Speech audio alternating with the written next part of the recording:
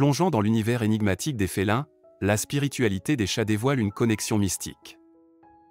Au-delà du simple toilettage, le comportement tel que l'allogrooming offre une fenêtre sur la relation entre chat et spiritualité. La mission des chats va au-delà des besoins physiques, explorant le pouvoir curatif du chat et son impact sur la croissance personnelle. Ces chats mystiques deviennent des guides énigmatiques, révélant des secrets et ouvrant la voie à une exploration profonde de notre lien avec ces créatures fascinantes. Dans la vidéo d'aujourd'hui, nous allons essayer de comprendre pourquoi le chat nous lèche. Que véhicule notre ami félin avec ce geste? Pour poursuivre notre exploration de ces thèmes et dévoiler de nouvelles perspectives, je vous encourage à vous abonner à Esprit élevé. Là, nous approfondirons davantage les sujets de la spiritualité, de la croissance personnelle et de la sagesse. Quiconque a déjà ressenti la petite langue rugueuse d'un chat insister avec conviction sur sa propre peau peut comprendre sans difficulté à quel point le léchage est important pour un chat. En effet, les petits félins domestiques passent une grande partie de leur journée à se lécher le pelage, et il n'est pas rare de voir deux chats se lécher mutuellement.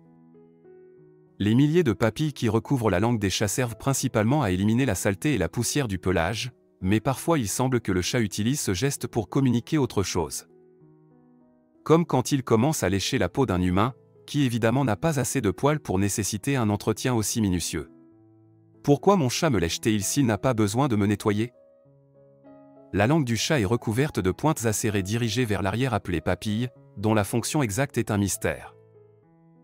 Débutant une étude du Georgia Institute of Technology publiée en 2018 dans PNAS, elle explore l'utilisation des papilles des chats pour de nouvelles technologies de nettoyage.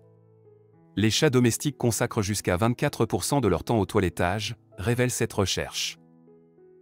En plus de nettoyer leur propre pelage, lécher peut signifier prendre soin d'un semblable, c'est le cas par exemple de la mère chatte, qui lèche la région génitale des chatons pour les stimuler à faire leurs propres besoins. Il arrive aussi de voir des chats se lécher mutuellement sans raison apparente, c'est l'allogrooming, une sorte de signal d'amitié qui sert à manifester la cohésion sociale du groupe par la diffusion d'odeurs. Mais pourquoi mon chat me lèche-t-il même si je ne suis pas l'un de ses pairs? Ce comportement, typique des chats et des lions, diffère grandement du toilettage classique, commun à de nombreuses espèces pour se débarrasser des puces mutuellement. Il est en réalité lié à l'affiliation, servant essentiellement à construire des liens avec ses semblables et au-delà. Les chats peuvent adopter cette attitude amicale avec d'autres chats mais aussi avec d'autres connaissances, comme les chiens et les humains, explique le Dr Christin Vital, professeur d'éthologie à l'Unity College, dans le Maine. Et dans ce cas, que signifie-t-il?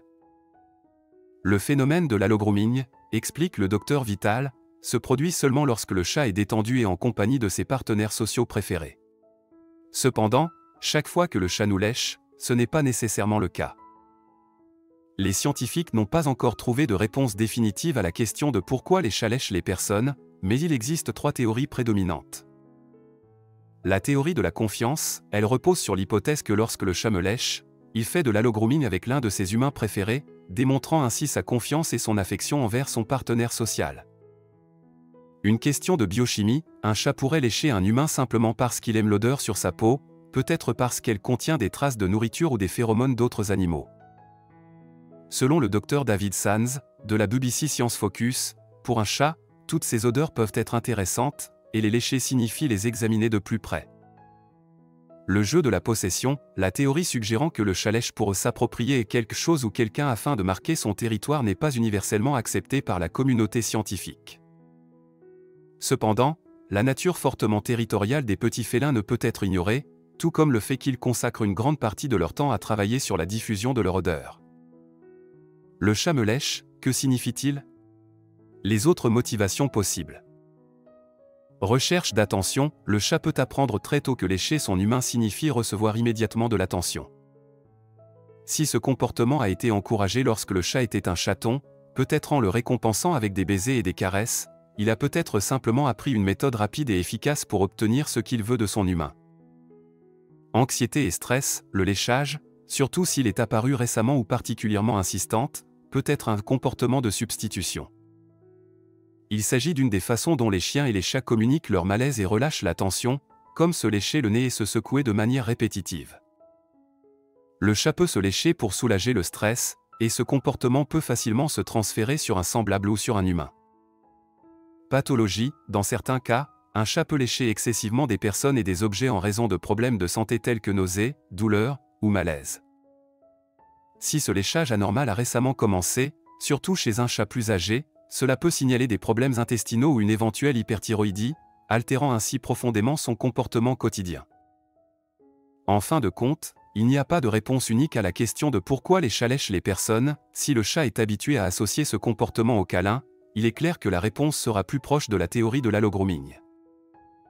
Si le chat commence à lécher les personnes avec insistance, ou développe cette habitude dans des contextes où nous pensons qu'il n'est pas totalement détendu, par exemple après l'arrivée d'invités à la maison ou l'apparition d'une valise au pied du lit, il nous communique probablement son malaise. Les scientifiques, en fin de compte, donnent toujours des exemples avec leur propre chat. Cela semble être un cas, mais peut-être est-ce la démonstration ultime que connaître son propre chat et l'observer attentivement, en apprenant à reconnaître ses états d'esprit et sa manière de les exprimer, est la seule bonne recette pour comprendre ce qu'il nous dit.